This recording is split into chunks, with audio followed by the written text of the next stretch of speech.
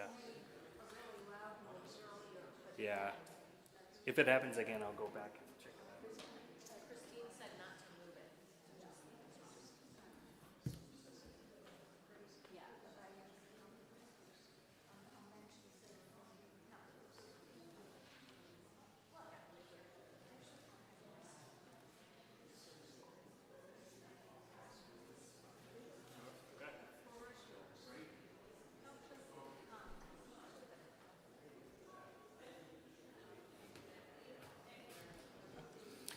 Good evening, everyone. It is good to be with you all. My name is Ryan Wallace. I'm the senior pastor here at Fairmount, and it's good to see many familiar faces and some visitors. Thank you for being here tonight. Thank you to our William Birkett Williams lecture committee. Very excited. I'm going to get ahead of myself and introduce the speaker, so I'm not going to do that because somebody else is going to do that. But here at Fairmount, our mission is reclaiming our humanity by embodying God's love. And so tonight's topic is a perfect fit in that as we think about how we are part of a bigger creation and how we do that not just individually or as a species, but collectively as one creation. And so I chose a prayer to open our time together tonight from John Philip Newell, from a book called Praying with the Earth. So please join me in an opening meditation.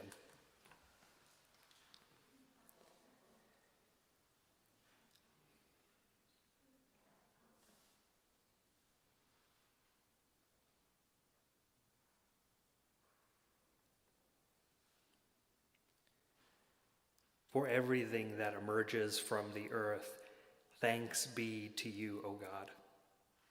Holy root of being, sacred sap that rises, full-bodied fragrance of earth's unfolding form. May we know that we are of you. May we know that we are in you. May we know that we are one with you, together one. Guide us to what is deepest. Open us as peoples to what is first. Lead us as a world to what is dearest, that we may know the holiness of wholeness, that we may learn the strength of humility, that together we may live close to the earth and grow in grounded glory. Amen. Welcome up Karen Dakin, the chair of our William Birkett Williams lecture committee.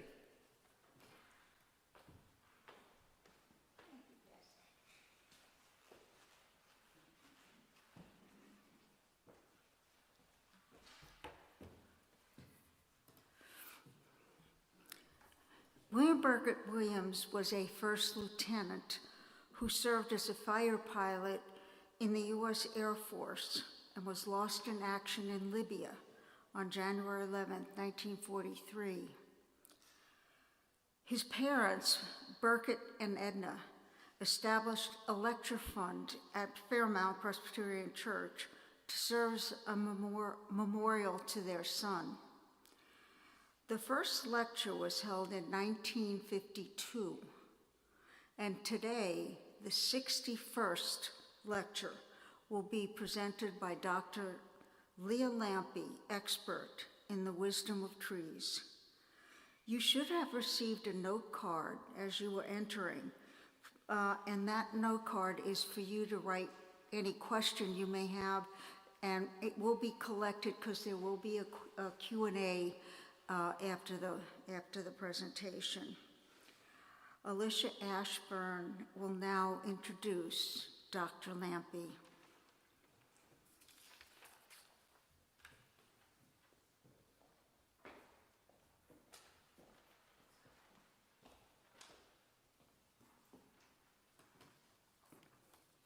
Good evening. Thank you for coming.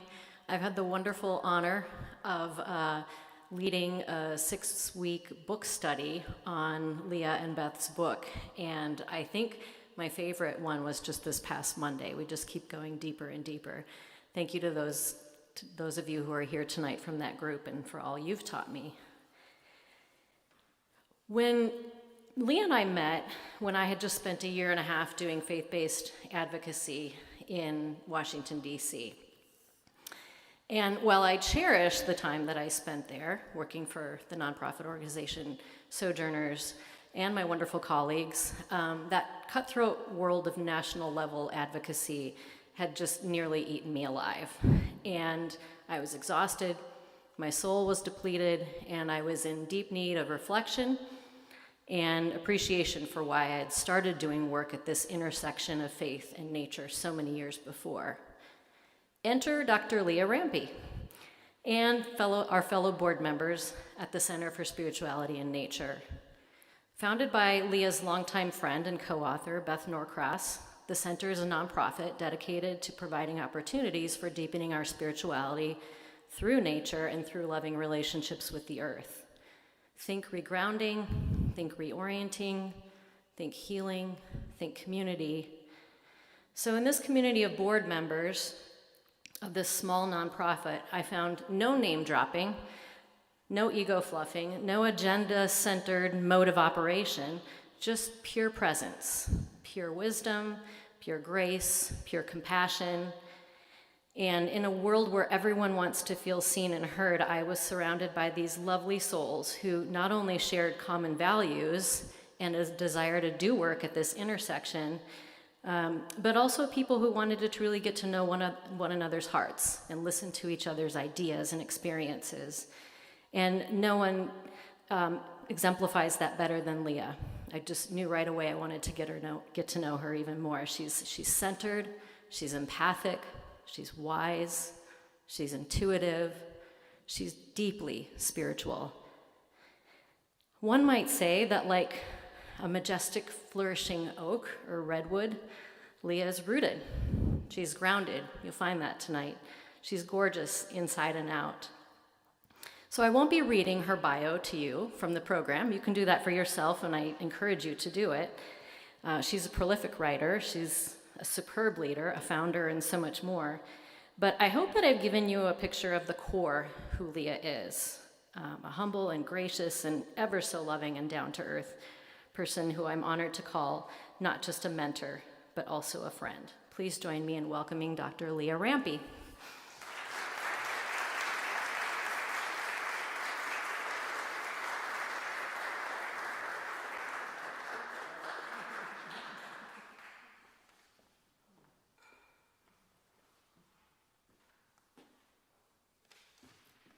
I tell you, when you have an introduction like that, you wish your children could come and hear that.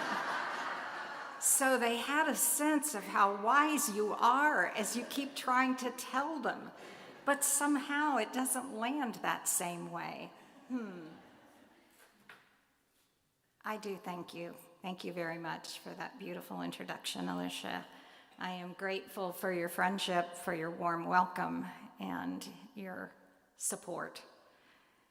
Also, I want to offer my gratitude for the family of William Birkett Williams, who established this memorial lecture in his memory, the memory that we honor tonight as we are here together. I want to give you permission to move if you're in a place where you can't see very well, because it's a little tricky to see me and the screen screen's probably more interesting, but I like the eye contact if we can do that.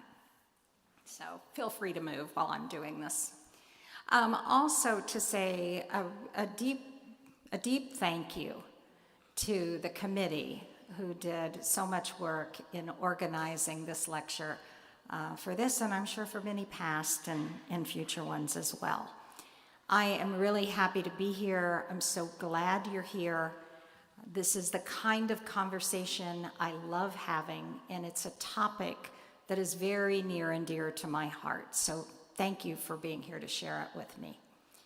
Are we okay on the volume and you can hear me? Okay, good. So I want to begin with a story. This is a parable. It's been shared over the ages. I first heard it told by Episcopal priest and author Cynthia Bourgeau. A lot of versions of the story, so this is one of them. The setting. an acorn village at the base of Grandmother Oak. Acorns had gathered here for 100 years or more without much out of the ordinary coming to pass. But one day, a young acorn just happened to roll up to a puddle, and the sun was shining just right. And when he caught a glimpse of himself, that golden sun reflecting off of his nearly perfectly shining shell. Goodness, he thought, I look rather handsome. He wiped off a bit of soil and admired the jaunty tilt of his cap. He couldn't help, of course, but point out to a few of his friends how great he looked. And soon they too were gazing admiringly at their reflections. Didn't take long for this to spread throughout the acorn village, and soon spa days became all the rage. Grandmother Oak tried to intervene with stories on the nature of things, but her wise counsel was overshadowed by the buffing and polishing sessions. One day, however, things changed when a scruffy acorn plopped into the middle of the village, perhaps dropped by a blue jay flying over. This acorn was really covered in soil, as if he'd just been plucked out of the mud. And his cap was missing, if you can imagine, and his shell was cracked. Most of the shiny acorns of the village turned away, but for one little acorn, curiosity overrode her disgust. "Why are you so messy? Why is your cap missing? Why do you have a crack?" she asked. "Look up," the scruffy acorn replied. "Look up. I'm on my way to becoming an oak." "An oak? A tree like grandmother? How can you do that?" "I don't know exactly, but every one of us acorns could become like grandmother. It has something to do with cracking open and being covered by dirt." Slide. Hidden within each acorn is a magic destiny. The oak that is to come waits impatiently within, prodding and pushing, longing to fulfill its calling. The acorn holds oakness within it. It does not aspire to become a willow, nor does it suddenly decide that it would be nice to sprout pine needles in the middle of winter. Slide. I think this is what priest and mystic Thomas Merton might have meant when he wrote about hidden wholeness. There is in all visible things an invisible fecundity, a dimmed light, a meek namelessness, a hidden wholeness. Oaks remind us of our own hidden wholeness, our truest selves.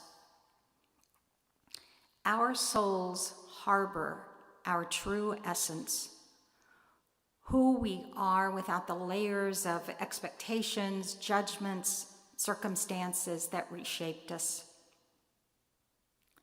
It's unclear what it costs an acorn to crack open and surrender to becoming a tree. However, it's likely that our surrender will cost us something. As we reconnect more fully to our deepest selves and our unique gifts, we may sense a calling that asks more of us than we think we are able to give. We may long to keep our protective shells. It might be hard to imagine that cracking open could ultimately benefit us and the world. Still, as much as we appreciate the illusion that we can protect ourselves, we may still hear from deep within the persistent whispers of our soul, waiting to reclaim its truth. And cracking open is not enough. If you place an acorn on a sunny windowsill, it will not mature into an oak. An acorn must acquaint itself with winter darkness, deep in the soil, to grow a taproot, that large central root from which other finer roots will eventually grow and branch outward, linking the tree with the beings of the soil community. Slide. And what a community. A teaspoon of healthy soil contains more life forms than there are humans on Earth. This includes 100 million to 1 billion microbes, protozoa, nematodes, and on and on.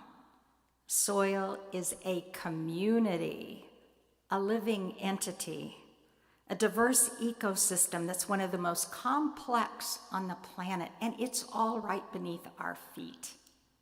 Every time we are walking outside, we are walking on a community of beings that are alive and connected.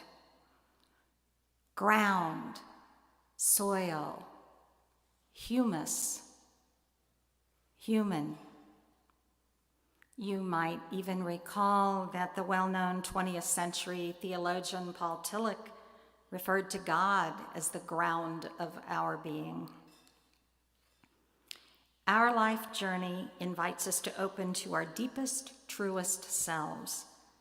This is an inward turning to reclaim our soul's purpose, which in turn illuminates our unique role and connects us more fully to the sacred life within which we live, that web in which we are inextricably bound. We begin to realize as we go deep to the center of our soul that our unique gifts matter to the family of things. Okay, you Mary Oliver, right? You do not have to be good. You know that poem? How the geese are telling us we are part of a family of things. It's all connected. Our ancestors knew that they lived within the web of life. Indigenous peoples have been trying to cut through the noise of our industrial worldview to tell us this. There are records of Native American elders holding deep and extended conversation with Europeans in the 1600s, explaining to them that land was a sacred living presence, that waters held knowledge, that mountains spoke and trees offered wisdom. Oak and pine, trout and salmon, bear and beaver, corn and sunflower, rain and wind, these are our relatives, they tried to tell us, our kin. Next slide. Professor and indigenous scholar Enrique Salmon coined the term concentric ecology to describe the indigenous understanding of nature that includes humans as one aspect of the complexity of life, just one aspect of the complexity of life. An awareness that life in any environment is viable only when humans view the life surrounding them as kin. Winona LaDuke, who's an environmentalist, writer, and member of the White Earth Nation, wrote that Native American teachings describe animals, fish, trees, rocks as our brothers, sisters, uncles, and grandpas. David and I were recently on a trip to Monument Valley, and we had the amazing fortune of accidentally coming up on an elder of the Dene clan tribe telling us about just that, how the sun and the moon and the stars and the mountains and the rivers are all relatives. Our Western worldview has invited us to see humans at the top of a pyramid. You probably remember seeing that pyramid, humans at the top, the superior being. Well, kinship is a different way to see our relationship with the living world. An older way, a way we once knew, a way that our ancestors knew, a way we still know in our bones. Well, we're going to bring back author and Celtic teacher John Philip Newell. He apparently wanted to be here tonight. And you might notice he has blurbed both of the books, Earth and Soul and Discovering the Spiritual Wisdom of Trees. So he's a good friend and a valued colleague and a wise elder, I think, in these writings. John Phillips says, "We have forgotten who we are and have fallen out of true relationship with the earth and with one another. Thus, the path to well-being is not about becoming something other than ourselves. It's about waking up to a knowledge that is deep in the very fabric of our being." Next slide. So we might begin reclaiming our kinship by remembering that we live within a cosmic creation. Life has been birthing, dying, recreating for 13.8 billion years. We are the children of a sacred wonder, of ever-unfolding creation that brings color, flight, song, beauty, and flourishing to earth. All that we know of humankind rests in the tiniest fraction of the whole unfolding. We are the newest and the tiniest leaf on our family tree. No life is possible without the lives that have gone before. There is a profound unity to all of life, a connection to, a kinship with everything that has ever existed. This breathtakingly beautiful web of life is an amazingly diverse, richly colorful tapestry and sacred, and all thriving is mutual. But I promised you a lesson from the trees about being rooted and connected, so let's see what trees have to say about all of this. They have been around for 390 million years. Hard to imagine, but that's the number that has been found. The number of years old those trees are modern humans, 300,000 years. So that extra 379 plus million years maybe taught them something from which we can learn. So we'll go to the next slide to look at Hildegard. Hildegard of Bingen, born 1098. An amazing woman, Benedictine abbess, saint, herbalist, composer, writer, polymath. Hildegard drew on ways of knowing beyond scientific knowledge, the wisdom of the heart, the wisdom of the senses, intuition. Everything, she wrote, that is in the heavens, on earth, and under the earth is penetrated with connectedness, penetrated with relatedness. It feels now that scientists are catching up to what mystics and elders and those who live close to the land have tried to tell us all along. It's all connected. It's all connected. So let's see what trees have to say about this. Next slide. Do you recognize these trees? Anybody want to call out what they are? Redwoods, coast redwoods. And yes, your pastor did talk about this on Sunday. So if you were attending to the service, you heard a little story of the coast redwoods. I always start because these are amazing trees. Do you see the small person in the picture? Yeah. So often exceeding 300 feet in height, taller than a 30-story skyscraper. They live along the California coast to Oregon. They collect the fog as a way to take in water. We think about trees giving off water. These redwoods are bringing it in through the fog. Well, growing 50 miles from the coast creates some danger for the redwoods, where there's a very likelihood of storms coming in from the Pacific. So this shallow root system, what are they going to do? You already heard the answer. Show me what they do. Yeah. They find strength by intertwining their shallow roots. It's like they hold hands. Now, their roots exist, you can go to the next slide, more underground than above, but this gives you just an idea of the incredible web of connection that's woven. So you can imagine then how important each and every tree is to that community. So pause a moment. What would it be like if we were rooted in community, like a redwood? Next slide, birch and fir. These trees were the subject of exploration by scientist Suzanne Simard, author of Finding the Mother Tree.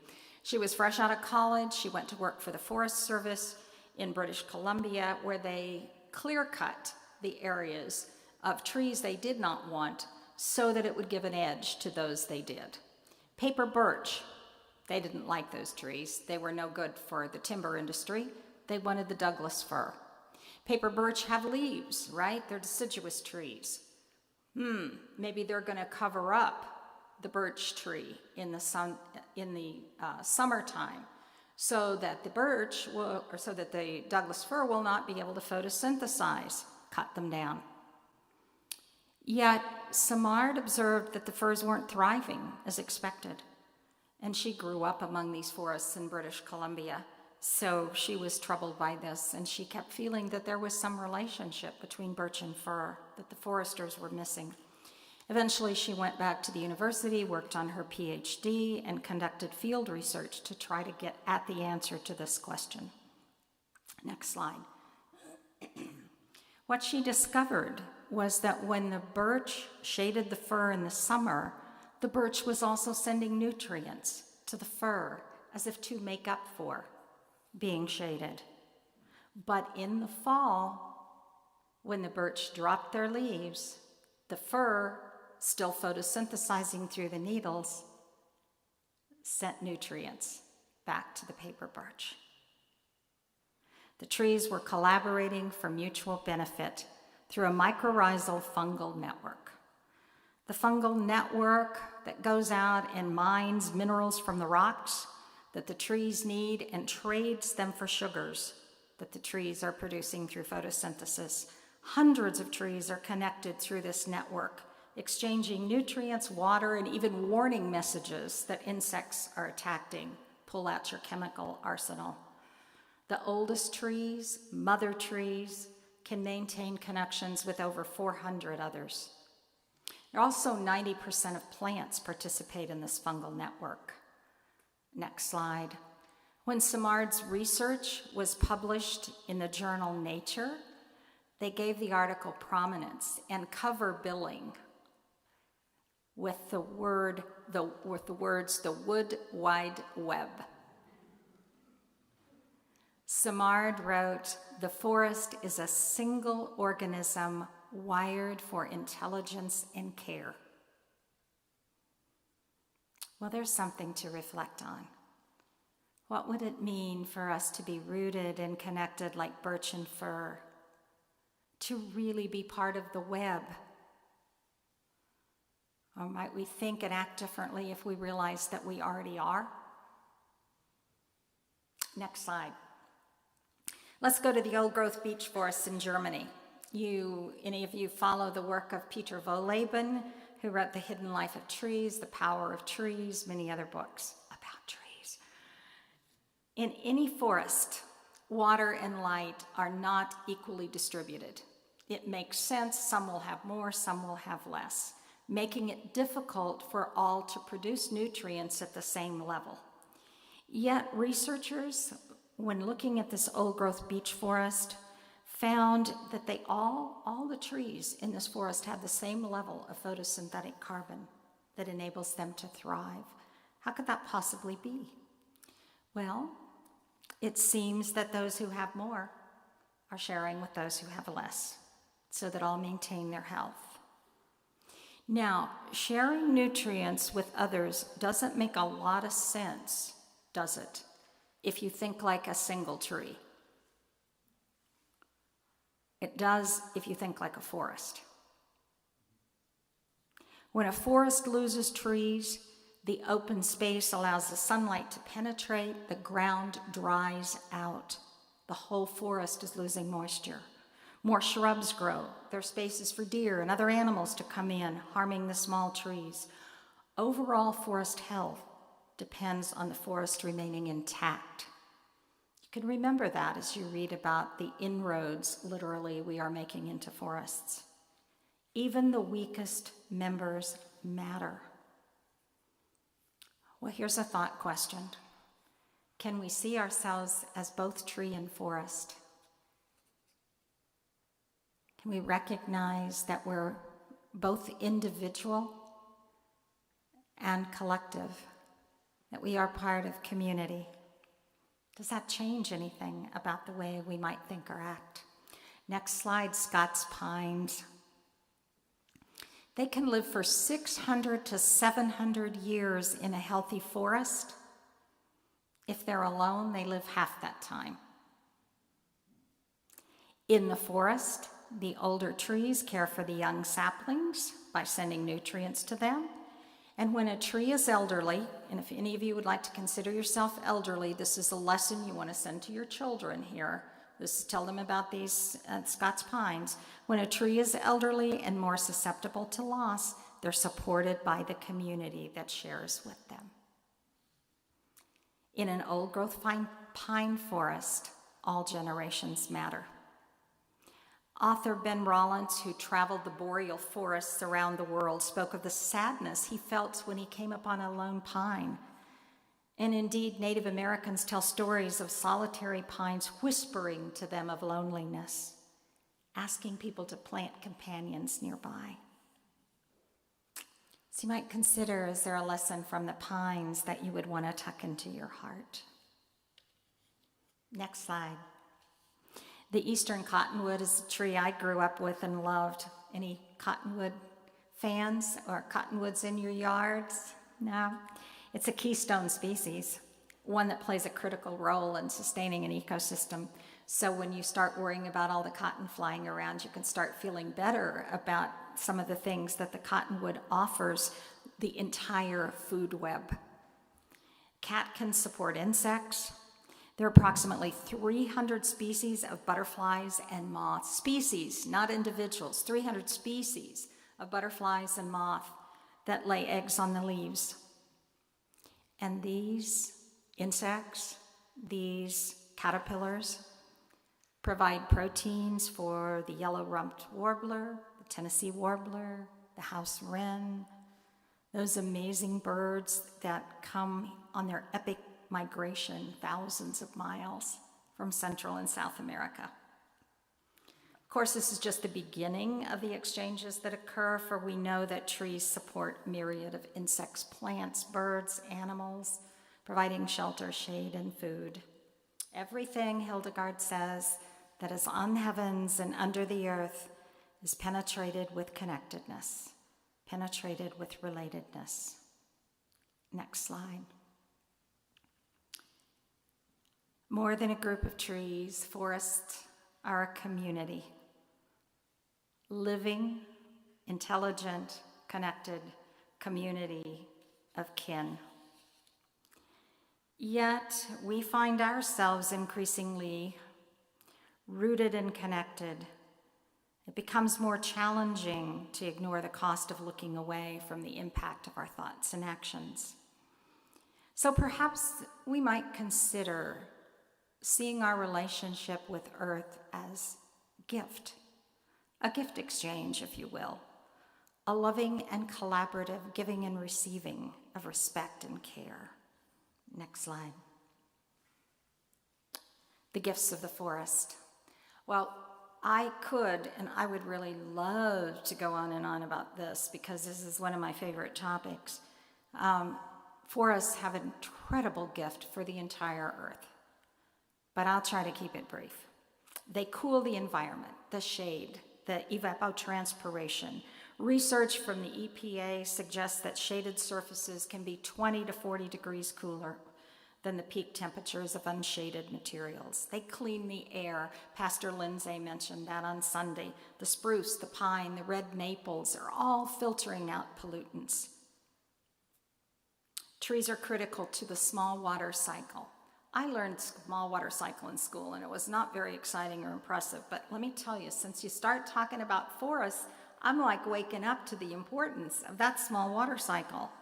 First of all, and you need to know this for your yards and your landscapes in your cities as well as forests, but first of all, they slow the rain. So you know when it rains, it comes onto the leaves, down the branches, down the trunks. It's not the same rate that that water goes into the ground as it is if it falls on asphalt, if it falls on bare ground. Coming down a tree, it's slowed. It's going into the soil where the water is purified. It's preventing the disturbance of soil. It's not taking soil with it into the gutters and out to the streams and the rivers.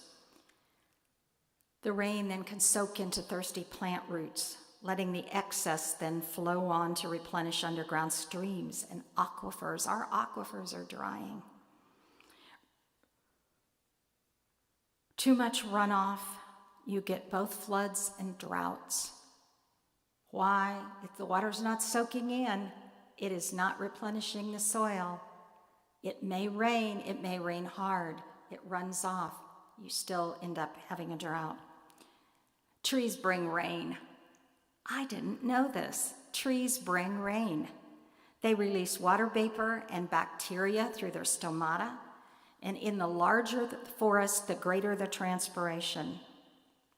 That draws in moist air from the oceans, the clouds, it condenses, it creates its own feedback loop called the biotic pump. And this process, bringing rain from the ocean, brings it into the forests and through what's known as rivers in the sky, sends in a cloud formation that water onto other thirsty areas of land. The southern part of South America gets rain thanks to the Amazon. You will not have rain if you cut down the forest. You will not have a rainforest without the forest. Forests store carbon, taking it from the trees, bringing it into the ground. Healthy forests are carbon sinks. Of course, when too many trees are cut, the process is reversed and they release carbon into the atmosphere, contributing to a warming planet. Well, we already mentioned how trees are part of the food web, and so now we're seeing they're part of the water cycle, they're part of the carbon cycle. Truly, truly, the health of Earth and every living being on the planet depends on the health of forests. Next slide. I imagine you've heard this. In addition to cleaning the air and cooling the temperature, there's a direct link to time spent in the woods and your health. Inhaling the chemicals that trees release into the air can reduce our stress hormones, increase our levels of white blood cells, aid in our healing. Trees can support our mental health, reduce anxiety, depression, anger, fatigue. I mean, really, just send us to the forest, right? One of the earliest studies showed that simply being able to see a tree outside your hospital window and versus looking at a parking lot resulted in an earlier release date for patients who were recovering from surgery. Simply seeing the trees. And there's some interesting research that have been done in a couple of cities where the rate of violence was very high, and then they saw an overall reduction in that once trees were planted. There's not a lot of research there, but what has been done is interesting and promising. So, have you been beneficiary of any of these gifts? Next slide. Does anyone here have a tree teacher? So 5 years ago, my colleague Beth Norcross and I set out to create a class through the Center for Spirituality and Nature to invite individuals to consider the possibility that trees could become our spiritual companions, our guides, our friends, our anamkara. That came out of our own experience in finding ourselves feeling closer to the divine when we were among the trees. And there's that Mary Oliver quote that Pastor Lindsay, she read her whole poem, When I Am Among the Trees, on Sunday. And the one I wrote down for this talk before I knew she was going to say that was, I would almost say that they save me, and daily. Well, the program on discovering the spiritual wisdom of trees has been offered through the center ever since, and it's still available as a self-guided video program. Our experience in working with hundreds of people, both before we did the class and after, tells us that trees do have something to say to many of us, as does the whole living world. It doesn't have to be a tree. So I won't go into all of that because it would take way more time than we have, maybe the rest of the night. And yeah, there's other things you want to do. But let's go on to the next slide to just look at a few of those lessons. And some of you are already reading about this in Discovering the Spiritual Wisdom of Trees. Resilience, light, dark, persistence. You have seen them, haven't you? Those hollowed out trees that look as if they have absolutely no right to be alive, struck by lightning, damaged by wind, and yet they persist. Or those trees that are on stream banks, reaching out over the edge, barely hanging on by their roots as they strive to reach the light, and they persist. And what about those that grow in cracks and crevices, over rock formations, in cityscapes where soil seems insufficient and light is hard to come by? Wind, fire, insects, and human hands can all destroy trees. They are not indestructible. Yet they do know about living fully. So consider, have you seen the resilience of trees? Next slide. Life and death cycles through the forest. Deciduous trees face death each autumn as they cut off their resources to their leaves and let them fall to the ground, where they give their lives to become soil that feeds the forest. When branches can no longer live healthy lives, the trees prune them, dropping them to the forest floor to become homes for critters before they too feed the forest. Each winter, you'll see tiny buds on many branches, just the size maybe of your little fingernail or less, that contain the folded up leaves and flowers that are waiting there all winter long until the light extends enough that they can unfold. When a tree falls in a healthy forest, and you see a couple pictures there, it lies on the floor and it becomes a nurse log where lichen, mosses, ferns, and other trees take roots, nourished by the fallen tree into new life. A living system where every phase of the life cycle makes a contribution to relationship, to renewal. Remember what Suzanne Simard said, a single organism wired for intelligence. You sense a lesson in the way the trees manifest the cycles of life and death. Well, next slide. There's much to grieve about forests, especially these days. Major forests around the world are being cut to create pasture for cattle or soybean production, to produce toilet paper and palm oil, to mine and drill, to give way to our wants. And intense heat, drought, and fires take their toll. Disease and insects plague the trees in our neighborhoods, as does rapid growth and development, so there is much to grieve. And for those of us who love Earth, who claim connection to the living world, we're called to take action, yes, and we're called to bear witness. Even as we hold grief in one hand, we're invited to hold joy and wonder and awe at the beauty of the living world in the other hand. To do that, to have that large of scale of holding grief and loss and joy and wonder requires that we let our hearts crack open. For only when our hearts are broken fully open are they large enough to hold it all. And that's why the soul journey is so important. That was my discovery in writing my first book, Earth and Soul.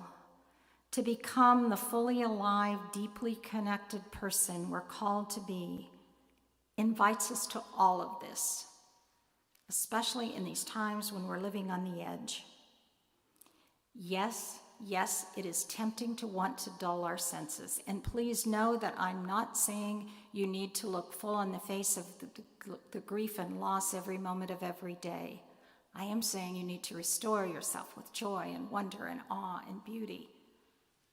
And yet, if we try too hard to dull our senses to pain, we dull our senses to beauty and wonder. And we're deprived of the relationships that make life full and vibrant and rich. Next slide. We live in a world of beauty and wonder. We live in a world of gifts. Earth wants us to notice her gifts. She wants to be seen. And she invites us to respond in gratitude. Robin Wall Kimmerer, the indigenous writer, professor, botanist, and author of the amazingly beautiful Braiding Sweetgrass, calls this concept the gift economy. Consider the idea of gifts. We take resources. We receive gifts. We're grateful for gifts.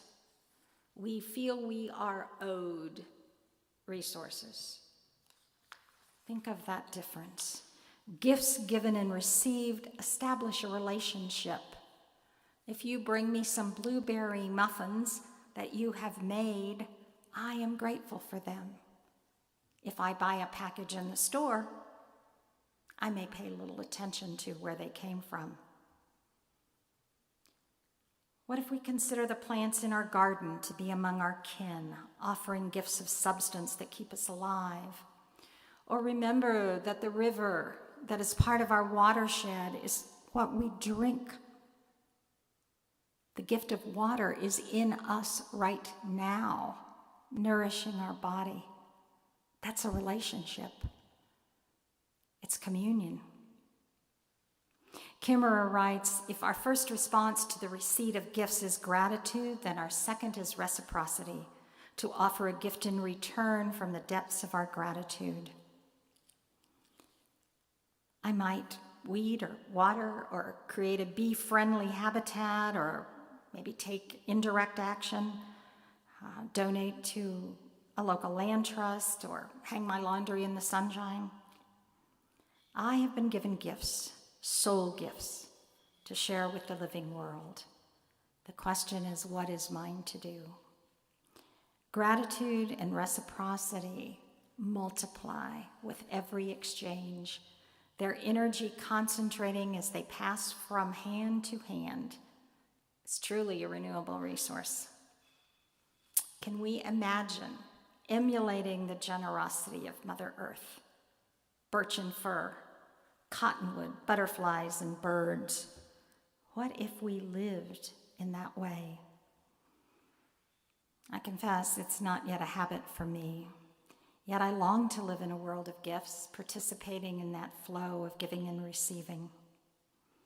The culture in which many of us steeped, where we're living in the world, is a commodity that can be sacrificed for our convenience. It's leaving us lonely and frightened. It's breaking our hearts. Yet the trees offer lessons of caring. They're gifts flowing to us in this very moment. What would we change if we saw gifts instead of property, received instead of took? What if we felt really in body, heart, and soul that we're fed by gifts from the living world? Maybe we would not need to fill the emptiness with the consumption of things that is pushing the living world to, and in many cases beyond exhaustion, to collapse. Well, Earth is already doing her part. So if we want to live in a world of gifts, we need to simply begin. Pause to be grateful, acknowledge, return the gift, and we continue the cycle. These are but a few of the lessons of the trees.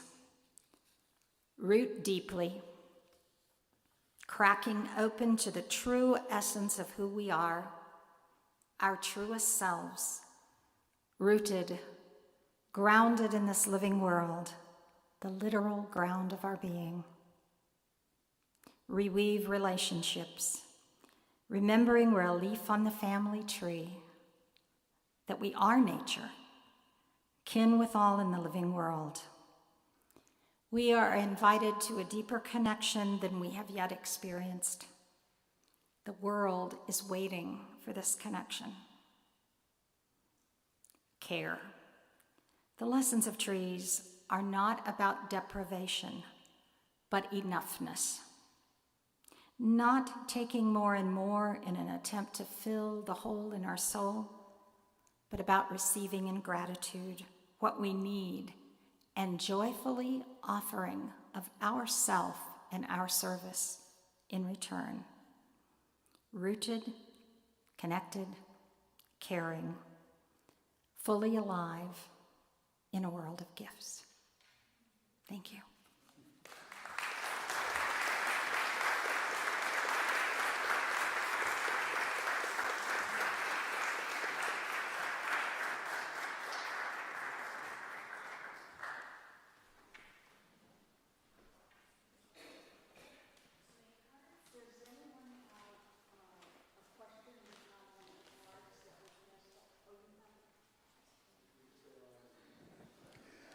Well, thank you, Dr. Rampy. Your presentation was beautifully poetic, and I'm afraid that my Q&A here may not quite measure up. But I'm going to do the questions, and I would encourage people to send me questions on these little pieces of paper that you were given. I have a couple in mind that we can start off with. The first one is, you spoke mostly about trees in nature, okay? Native trees, wherever they happen to grow. In my experience as a homeowner, I've often planted trees in my yard that definitely weren't native to where I happened to be living. I'm thinking of a Dawn redwood, for instance, that was a spectacular success. And Japanese maples that have been very successful. And can we think about that as a healthy metaphor for human diversity and migration and so forth? I mean, no one seems to mind. The other trees didn't mind having this Japanese maple there. Well, I think you answered the question. The other trees didn't mind. And then you had other trees, it sounds like, that maybe were feeding the native birds or the butterflies or so on. This is the challenge with non-native anything, trees, bushes, flowers, because the birds, the bees, the insects have co-evolved with other beings like trees and plants. Mm-hmm. And so, I know I'm going to step on somebody's toes saying this, but the beautiful butterfly bush does not provide a full cycle of life needed for the butterflies. So if you want a butterfly bush, also get some milkweed, for instance, so that the monarchs have something else to eat. It's not I'm not a weed out everything. Some are friendly, and some are not. Some take over. Okay, so let me push back a little bit. You talked about trees being around for 390 million years. Yeah. That was your number. Yeah. And if you go back 390 million years, it wasn't the same then anywhere as it is now. I mean, the whole situation has evolved over time, right? Yeah, it's all co-evolving. That's and right. It's probably still evolving. But yeah, sure. and probably well beyond anything I will ever be able to know, or all of our great minds put together will ever know, because there's a lot of mystery in this. So. There's a question back there. Someone needs to bring me some cards. Anyone? And let me give you another question, which as these things are coming in, I'm starting to sort them. You mentioned the word fire once. And we have a sort of anthropomorphic bad feeling about the word fire. But fire has been around for those same 390 million years. You could say that the trees caused it. The trees provide the fuel, the trees put the oxygen into the atmosphere, the trees attract the lightning that every now and then starts a fire. And these have been going on for 390 million years, 390 million more years than we or our ancestors have been around. So you can't blame the fires on us, although we do now. so I mean, isn't that a great picture of, oops, something bad just happened. Let me try this one. Isn't that a great example of a long-term cycle that is part of the natural renewal process? Isn't there a spiritual message there? I would say yes, it is part of the long-term cycle, the natural renewal process. And our indigenous friends understood that and brought fire into forests as they were cultivating them long before other settlers came into what is now the United States. So there is a symbiosis, a symbiotic relationship with trees and fires. We talked a little bit about this earlier. Some of the pine cones need fire to crack them open so that their seeds are distributed. It is not that we should get rid of fires. In fact, trees or forests have suffered by putting out fires too soon. But it's a really complex conversation that's probably beyond my pay grade. And probably beyond the scope of what we can talk about here, but there certainly is a relationship between trees and fires, and I think we have to attend to that carefully and ask what the forests need and want before we rush in to say that it will best be served by, cutting down a bunch of trees so that we can prevent fires. Okay, here's a softball question. Do you have a teacher tree? Did you select it or did it select you? What are the pluses and minuses of your teacher tree? Okay. Well, I think my first one was a cottonwood because I think I had that when I was growing up and I didn't realize. I grew up in Kansas, and I often say that I love trees so much because there were so few. Because really, it was kind of cottonwoods and cedars. That's pretty much what you got. But I would say that my teacher tree now is a black walnut. And it found me because I walk by it every day, and I keep stepping on the, what's the downside? You twist your ankle if you're not paying attention. That teacher tree says, look at me or else, right? And we know that it isn't necessarily good for all of the beings who live around it because it wants to send out chemicals that discourage others from growing there.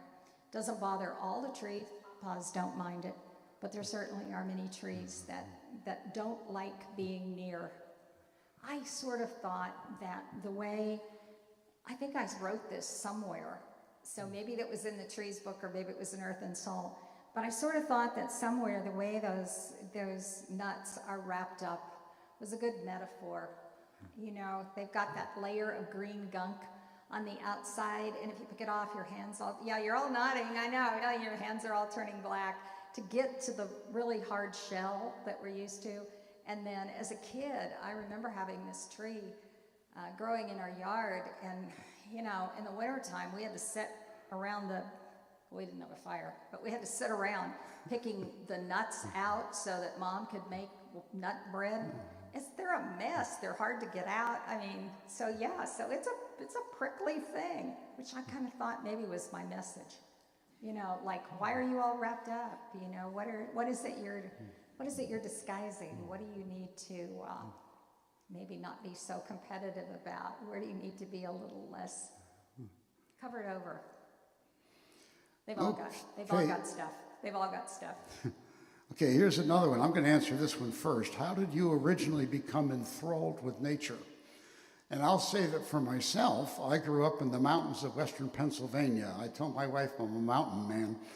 And right across the street, down the hill, was Klein Hollow with a creek. And my friend Wayne and I went down there every day. We built dams, we caught crabs and minnows and frogs and turtles, anything we could find. We just had so much fun down there, day after day after day. How did you become enthralled with nature? You'll have to talk to my husband, because that sounds like his enthralling with nature, where he grew up like wandering to the creek every day, taking his own sandwich and his dog. But mine, I guess it's been an ebb and flow for me. I mentioned growing up in Kansas, and I think that was very influential. And in the days when I was growing up, I was out in central to western Kansas on a 1-mile section of land, because everything's squared off out there, north, south, east, west, you get perfect angles. And I was off where I lived in this little oil field house, because my dad was a pumper, with my mom and dad, and my brother was not born until I was practically 5. There were no houses around. That's all there was. I mean, you played outside. It was too hot to stay inside on summer days. You played under the trees, with the trees, swung in the trees. And I dug up plants, weeds. I dug up weeds that I thought looked like garden kind of vegetables, and I planted weeds in little rows to mimic the garden. And that was what I had to do. So there's that, and I have been a tree lover. I will warn you, if it is autumn and you are driving down the road with me, we will not finish a sentence before I say, oh wait, look at that tree. So just, some of us are. Okay, here's a completely different question. Have you written about the ginkgo trees that survived the atomic bombs in Japan? Their seedlings are being nurtured so that saplings are gifted around the world to be survivors of whatever happens in the future. Are you familiar with that story? I am familiar with the story. That's just about that much of it. I don't know if anybody wants to tell more. It's a beautiful story. And, I think it's a very touching story. And ginkgos are among the oldest trees that we have, having survived the Ice Age, is my understanding. I wrote about, in Earth and Soul, planting a ginkgo tree and then feeling badly about it because it did not nurture nearly the number of insects and caterpillars and so on that like an oak tree does. And so I felt really guilty. And then I learned about how much of a survivor it is. And I thought, yeah, okay, I'm gonna, it's not destroying them. There are other trees in the yard. I'm gonna own my ginkgo. So I don't know if whoever wrote that, if there's anything anybody wants to add to that story, but.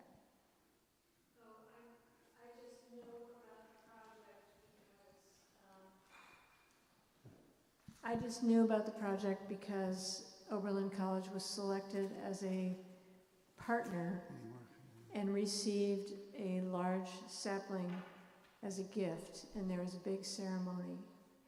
And these people were traveling on planes with giant saplings on paid-for seats, and they were going to all these partner organizations that wanted to be a part of it. Thank you. Okay, I have no more questions, but I would like to thank Dr. Rampy for a beautifully poetic discussion about life in general and trees in particular. Well, thank you you. all. Thank you for being here. Thank you.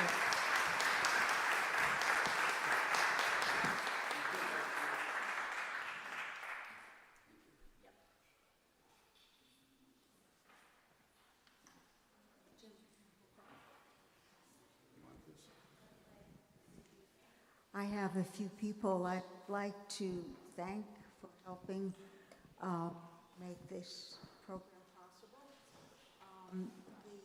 possible. Certainly the committee and the members are listed in your program. Rich Anderson, care manager for the building, who was very helpful in getting our Fellowship Hall organized for the reception. Vicki Mentrek, who did a wonderful job providing us with yummies before the meal. I'm thinking, oh, Christine, of course. Christine, our wonderful manager. She's in the back waving, communications manager, who is about the most competent, efficient person I know. Thank you, Christine. And I especially want to thank Dr. Rampy for a very stimulating talk and for sharing the book. We've had book discussions, and it's been really a source of a lot of thinking, a lot of kind of going back into one's own history and communicating with others. It's been a really wonderful experience for me, and I'm sure for many others here, and some of whom are not here. But thank you very much. And I want to thank also Alicia and others who have helped a great deal with the planning.